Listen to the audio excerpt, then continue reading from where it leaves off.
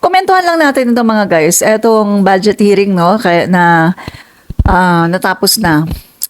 Pinakita lang dito ni VP Sara na talagang hindi niya talaga kayang panindigan yung kanyang confidential funds, hindi po niya kayang sagutin, na kung titingnan natin, napakadali lang naman sagutin yung mga tanong. Pero wala po siyang kakayanan na sagutin ang tanong. In defense, mga kaibigan, pinapakita na lang niya yung angas niya para ipakita na yung bang to intimidate, no? Para ma-intimidate po yung mga interpellator o yung mga nagtatanong sa kanya. So, mga kaibigan, ang ginawa po ni Sara, strategy po yan ng mga tao kapag sila po ay nasusukol sa kanilang mga maling gawain. Yan po yan, no? Kasi mga kaibigan, dali lang naman eh, tinatanong ka lang. 'Di ba? Alam niyo mga kaibigan, kung itong si Sara, kung matalino lang sana ito, na lahat ng tanong sa kanyang ibato sa kanya, makakaya niyang sagutin, no?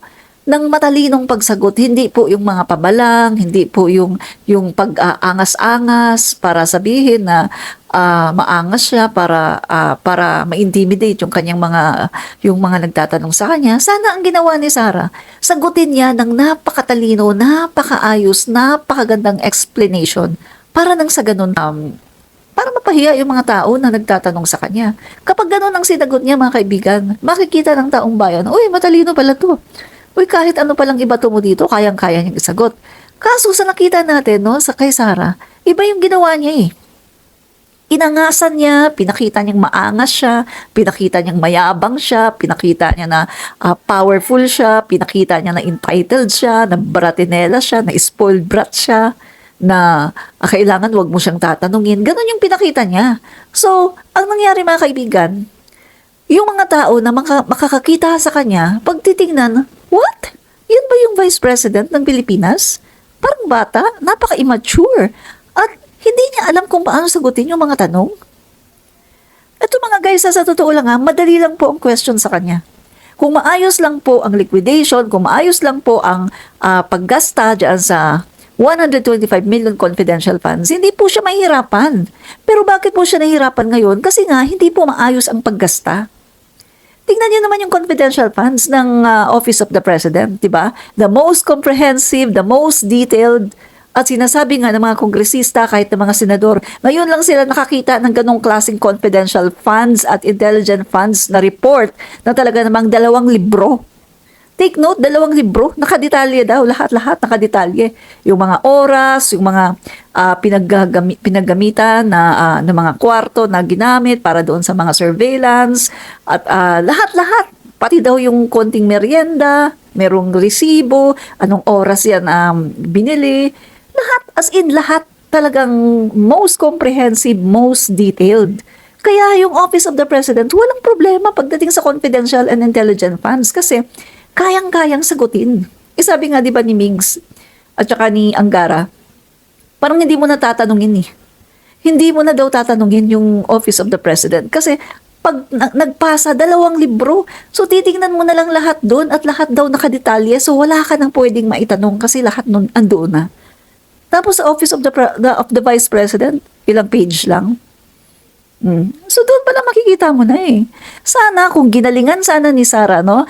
Ito yung ko sa kay Sara. Kung ginalingan sana ni Sara ang pagsagot na kahit anong ibato sa kanya na question, nasagot niya sana ng maganda, ng tama, mga kaibigan, plus sa kanya yun.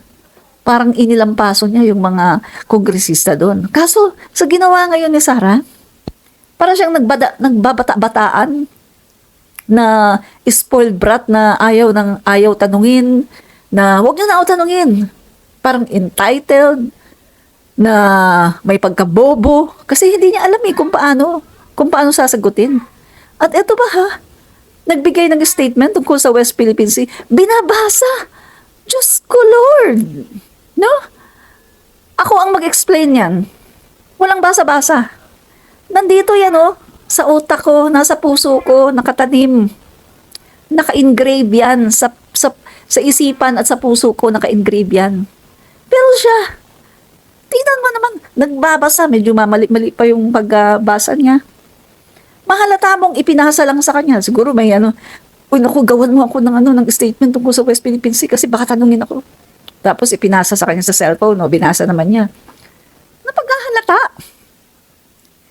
Gosh, napakadaling issue. West Philippine Sea, babasahin mo? Di ba?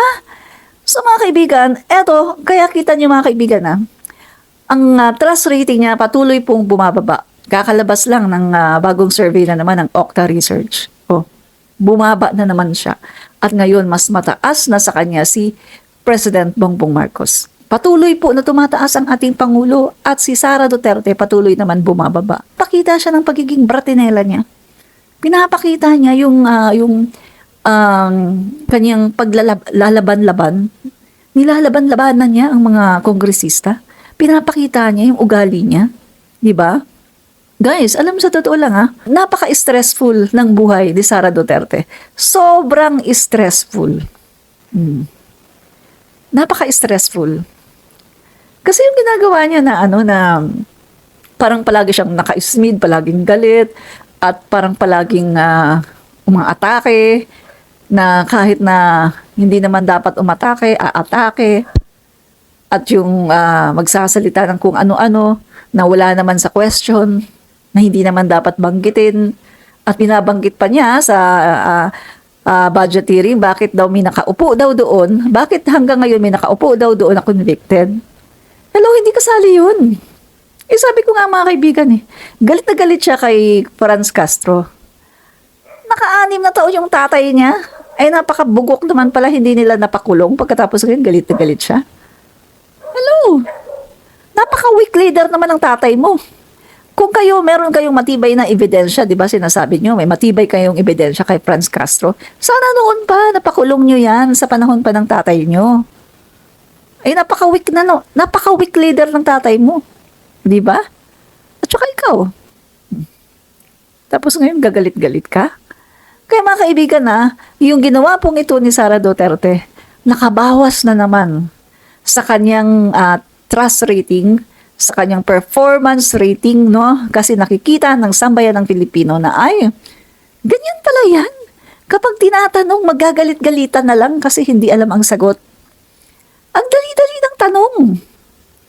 Tapos sa umpisa pa lang ng speech niya, atake ka agad siya. Diba? Napanood niyo yung start pa lang. Umatake ka agad siya dami, sa speech niya, ang dami niya nang sinasabi. Siyempre, pag ikaw congressman, nandun ka, narinig mo ka agad yun. Aba, siyempre hindi mo rin palalampasin ang magtanong. Hindi mo rin palalampasin na tanungin itong vice president na to. Kasi ang dami niyang sinasabi, ang dami niyang banat sa House of Representatives. Kahit naman sino Hindi na siya palalampasin. Hindi katulad noon na hindi pa siya naglalabas ng tunay niyang kulay. Meron siyang courtesy, di ba? Meron siyang free pass na tinatawag na hindi na masyadong ini-scrutinize yung kanyang budget.